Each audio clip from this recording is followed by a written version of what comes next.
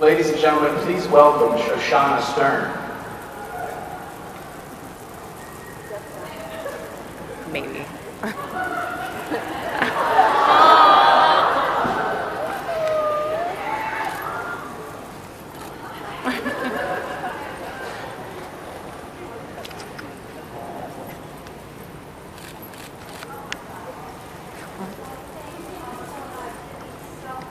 It means so much to me. Thank you so much. And I'm sending love back at each and every one of you. Do you know this sign? Have you seen this sign? That means I love each and every one of you. Love you. Love you. And I got my wish. So what's up?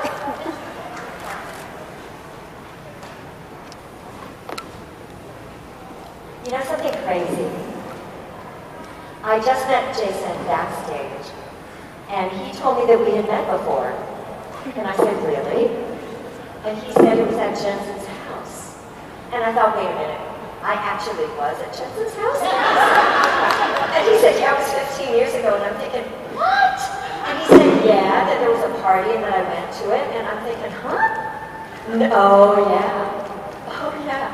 And I remember Jensen used to have parties at his house. And I used to go with some friends, and then I remembered this weird conversation I had with him. Because he had roommates, and they had parties like every week, and I go occasionally. And he told me that he was moving out, because he didn't want to have roommates anymore, he was going to go live alone. And I said, oh, that's fantastic, because I lived alone at that time. I said, I live alone, and what's really fun is that you can wash dishes naked. And Jason said, yeah, he's going to do that. And to remember that now, because of this conversation with Jason, is hysterical. Anyway, so this is my first Supernatural con, and it's really cool. Yeah. So, how does this work? So I just stand here and talk? What? Do you want me to dance? Want me to do some push-ups?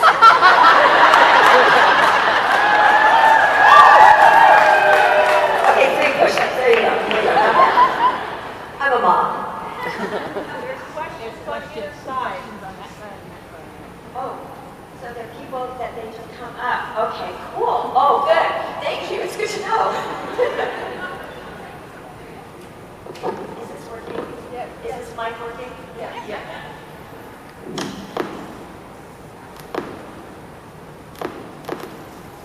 All right, as long as you can hear. I don't know the difference between a mic and whatever, but It's mysterious clicking. There is. doing today. Good.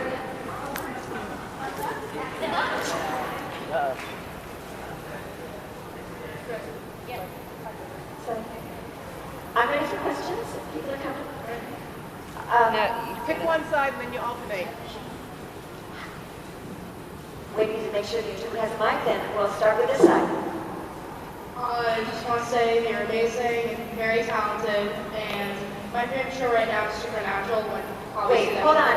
I can't hear you. You're going to have to say that again. I'm just kidding.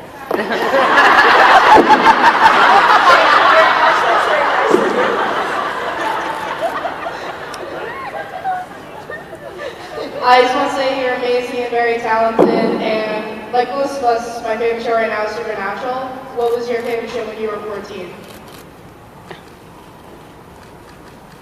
When I was 14, that was a long time ago, I think my show was My So-Called Life. Have you seen that? And especially the character of Ricky. I think that was the first time I ever saw an authentic representation on the screen. So that really inspired me to do what I do today. And the representation is so important. And I think that before I saw Ricky on TV, I didn't even realize how you could feel when something is authentic on the screen. And when I saw that, I saw myself. And then I knew I wanted to do that too. Yeah.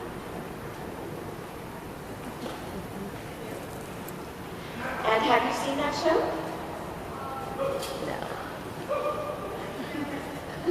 Try and watch it. Thanks. on this side. Hi, my name is Holly, and I would like to sign my question, if that's okay. Can I sign? Yeah, go ahead. So, I might butcher this, and I'm very sorry. And it's a little hard to see you because you're in the dark, but we'll try it. Okay, I'll try to say it and sign it.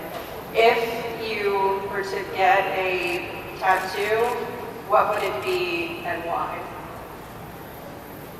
I already have one. Does that count? Yeah, what is it?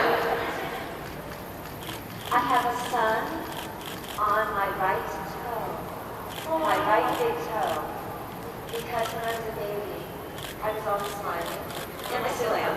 But my mom called me her sunshine. And now I have a daughter, and she smiles all the time too. So I call her my sunshine. So I might get it redone because it's a little fading. So if I ever got a tattoo again, it would be that. Thank you. You're welcome. Yeah. Hi. I have like, I guess, 2 questions. The first one, I just want to know how being on a show like Supernatural has changed, like, I guess, I don't know if it's like changed your life or just changed things for you just because of the way the fan base is and how dedicated we all are to the show. Like, do people recognize you? Do they stop you more now and like try to talk to you?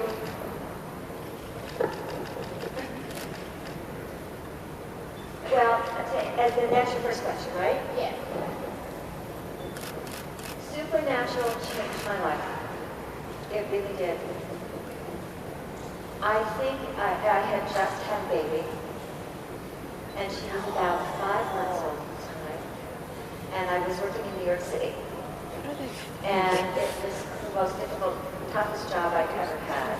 So I was working at that for 3 months, and I had to be away from my daughter, and I was still breastfeeding, so it was difficult. But my mom is amazing, and she's beautiful and loving, but as to be a mom, you have to put yourself back together again. I love being a mom. So you need to rearrange things in your mind, and your body changes, and your mind changes too. Your heart changes too. And people kept asking me, are you still going to work? Are you still going to act? And I was thinking, well, gosh, I just had a baby, and I hadn't realized that I had a personality transformation. You know, it was very confusing. And I was working at this job in New York, and it made me question, again, about representation, right? Is it possible for me to ever show the world how I see myself, not how the world sees me? And working on that show, I started questioning that, the one in New York. So one day I was walking to the subway, and it was cold, and I was asking myself if it could happen, and I didn't know. And then I got this email from Supernatural saying, do you want to be a character on the show? And I was like, whoa. It was really a sign. And the character of Eileen is the closest to how I see myself that I have ever seen before, ever. And Eileen inspired me to create things on my own. And I started doing that because of Eileen. So yes, Supernatural definitely changed my life. Yeah. My second question is just, are you enjoying your first convention experience so far? Yes! You guys are great! I mean, I have serious stage fright, I have to say that. And I would never do this if it were just for myself. But because of you, you're so great, you're so supportive, and warm, and welcoming, and on social media. And I thought, gosh, you know, I have to do this. And this really helps me face my fears too. And I think that's something that you have to do in your life. You have to face what you're afraid of, and that will make you better. Because right now my daughter's afraid of pooping and toilets. And I tend to tell her it will make you better.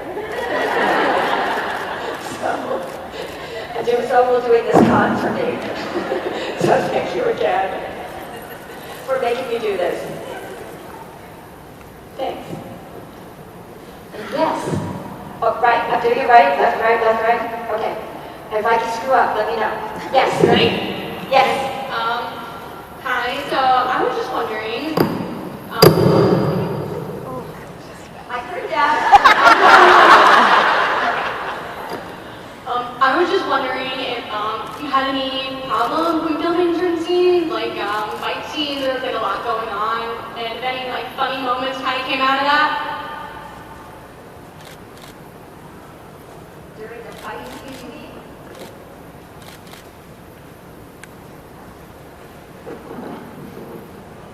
How's she supposed to sign to her if they keep handing her a microphone? She can't do that. During the I heard that too. During the fight scenes, you mean? Yeah, like in Into the Mystic. Like that's not mean anything to her. Having an interpreter moment, the microphone got caught in my earring. Scored. Okay. Into the Mystic, you said?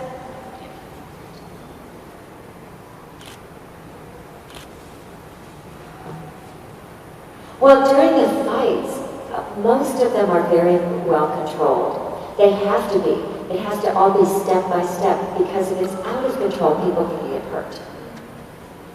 But when I actually, Jared's hand, I was supposed to slash with that knife.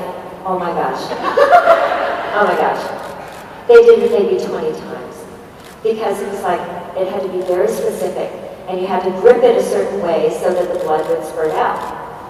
And I could grip it and the blood would go all over, it was wrong, I had to do another take and I did it just like a little drip out, and we had to do it over and over. It's too fast, too slow, and I was like over and over again. And I don't think Jared liked having all that stuff on his hand. Tried to get it off, and we had to repeat it. And finally at the last, I think it was the thing we were shooting last, it was the very end of the evening, and I felt like everybody's like, is she going to get this right? And I was going, trying my best, trying to slash him. But anyway, we got it right. Yeah. And did that answer your question? Yes, that is my question. Thank you. Great. Hi, I'm Stephanie, and Another one. I've met two so far. I actually want to become an interpreter, which, That's amazing.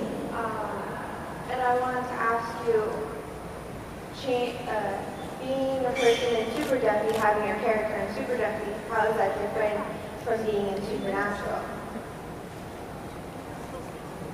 Super Duffy? You mean the film? Well, I think that Super Duffy is more of a cultural icon. And it's tough to translate. I think that there's a lot of cultural awareness. And there's a lot more weight to it, perhaps, than the average person would be aware of. And I think a lot of people do not know that 9 out of 10 deaf people are born to families who do not know sign language. So often it takes a while for them to actually find out the child is deaf, and then to say, oh, you're deaf, now what are we going to do? There are options that we have to investigate. And during that time frame, often children don't have language on schedule with other kids. So in my community, we have a lot of deaf people with language delays. And as a deaf person like me, you need to be bilingual. I'm fluent in English and I'm fluent in American Sign Language. And we have a range of people in our community, some who are more English dominant, some are more sign language dominant, some who are bilingual and do both equally well. But if you can have both languages, then you're getting language on schedule. And that is kind of rare. So what Super Deafy represents is the spectrum within the deaf community, how you can be a hero if you come into a life with less. And if you do come into a life as different, like even at Starbucks, I have to say, I do this. And I show them the order on my phone. And sometimes it goes well, sometimes it doesn't. And sometimes it's exhausting. And I wish that there was someone who would just be super deafy, come in and do it all for me. Right? So that's what super deafy is. A cultural icon that's really important in our community. There's humor there, but there's a lot of weight to it and a lot of strength to it. And I think that the value that super deafy has within the community is similar to the way the community cares a lot about supernatural. But the worlds that they represent are very different. You're welcome. Okay, hi. You talked a bit before about the importance of authentic representation, and I was wondering how it feels to know that you now provide that. Are we having an earthquake? Well, I wish I could answer that. I think it's still hard for me to grasp the scope. I think that being here today helps me realize that, because the show's been on now for 13 seasons. And I feel that my time on the show is so important to me, so precious to me, such a huge part of my life. And I feel that within the show, my time was brief. But the fact that I am here now and that you people asked for me is something that I haven't often seen.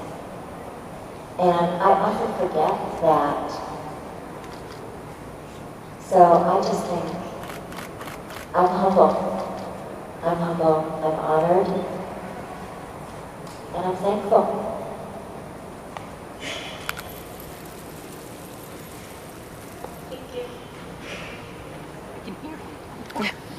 Hi. I wanted to say you did a wonderful job portraying Eileen, and she was such a sympathetic character, and I was so disappointed that she was just suddenly killed off so quickly. And because I think she had potential, and I wonder what you would have liked to have happened had Eileen stayed on the show, like in potential storylines or something like that.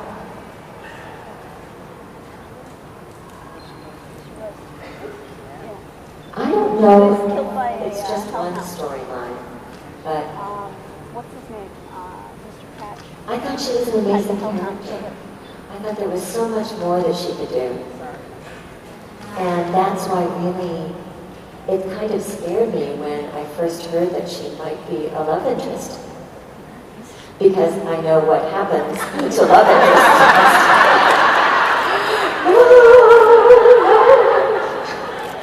But when I was on Jericho,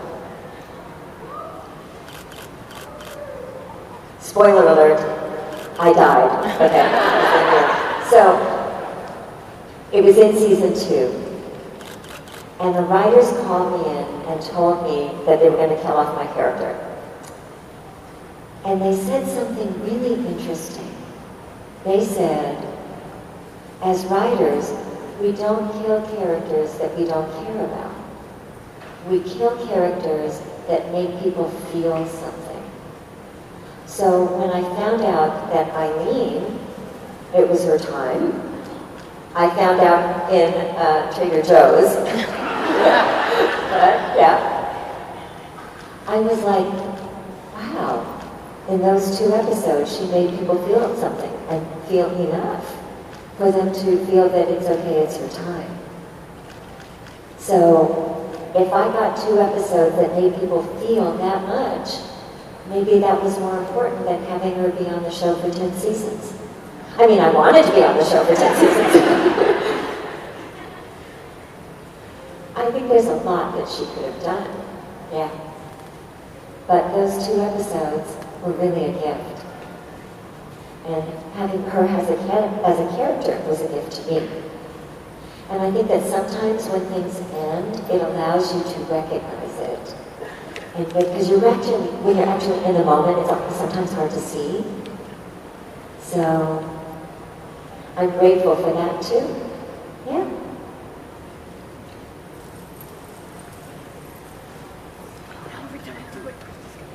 Hi. If you could go anywhere in the world, where would you go? Anywhere in the world. In the whole world. You mean like this world? I can't go to the moon or... No, anywhere. I'm sorry, did you say no, you can't go to the moon or... No, anywhere.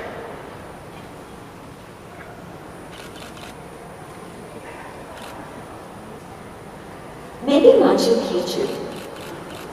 Yeah, maybe. My husband's reading a book about that my dad actually gave him. And you have to hike for like 3 days to get there. And that scares me. So I want to do it because it scares me. So maybe there. Where would you go? Machu Picchu. I go to Switzerland. Oh, Switzerland, I've never been. Yeah. They have good chocolate. Bring me back some. Thank you. Hi, Hi. I know little and very my question is, what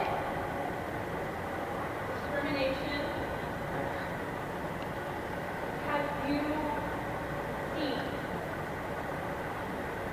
in your life? What discrimination have I seen in my life?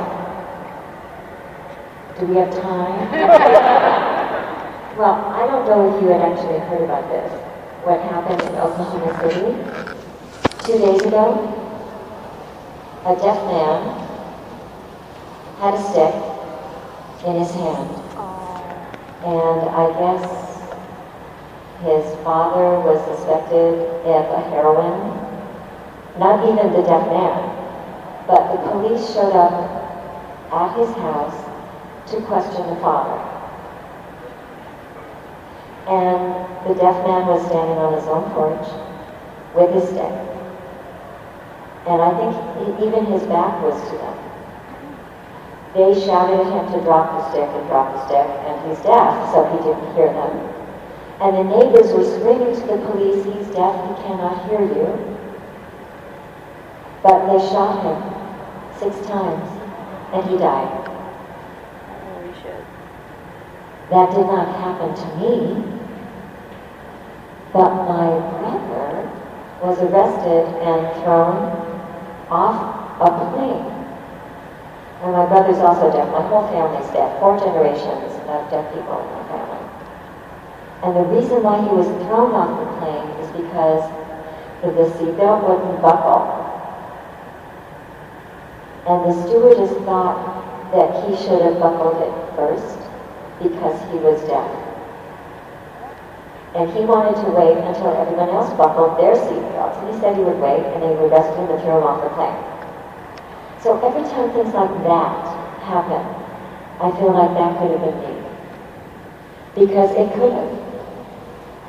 And I know that people have difficult jobs, and it's hard to make judgment calls during oppressive times, or pressured, stressed times.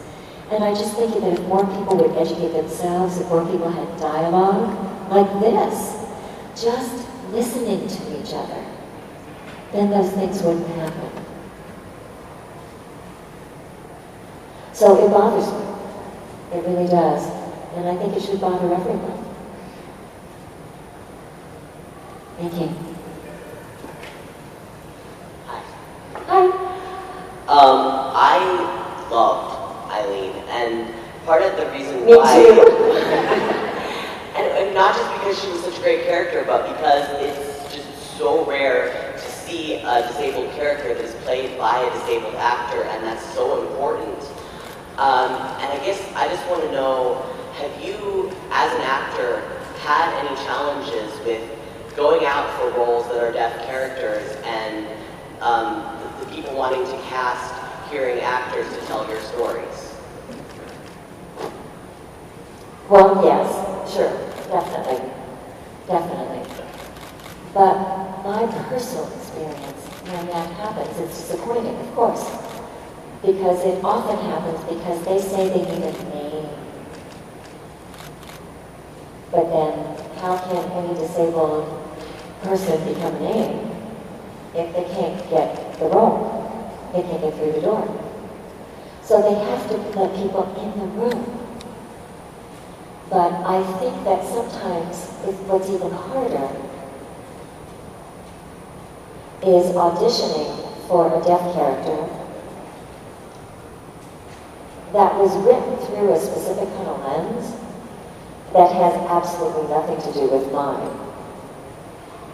And as a disabled person, for me, my life is not about loss of hearing. Not at all. My life is not about silence. Really, if you don't know what it sounds like, if you don't know what sound sounds like, then you don't think of it as silence. So often, they're showing deaf characters on the screen, and when they cut to the deaf characters, it's silence, the loss of sound. And I'm thinking in my head is never quiet. I mean, never, really. So, I think that bothers me more. And I think that there should be more dialogue, I think there should be more collaboration, and to make characters more real, more rounded, more whole, more fully realized. And that's why I think what I love most about the experience was the opportunity to collaborate with Robbie. And Robbie, I think he really understood how important representation is, more than anyone I've ever met. And I think the reason why people connected with Eileen is because of him. And we need more Robbies out there. That's it, that's all. Thank you.